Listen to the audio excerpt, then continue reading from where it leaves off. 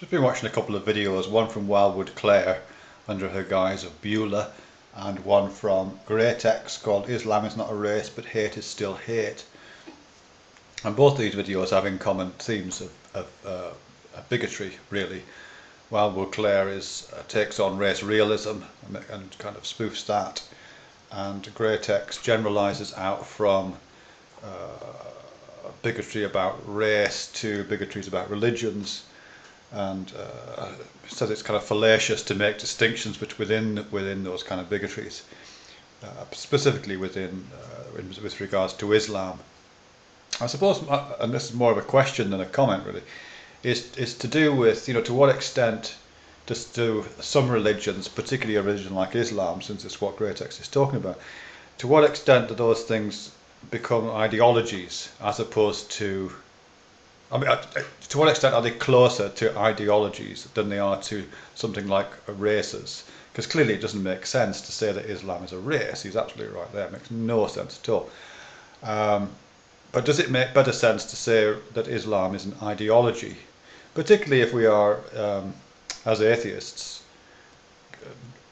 disavow the idea that it can refer to anything real, or at least that the core beliefs, the core religious beliefs involving supernatural beings and so on.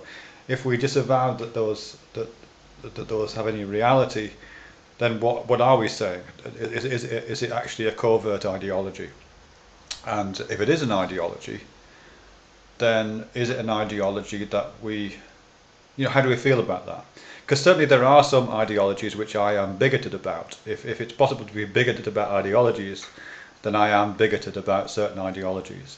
I certainly, at the risk of invoking Godwin's law, I loathe people who have a Nazi ideology.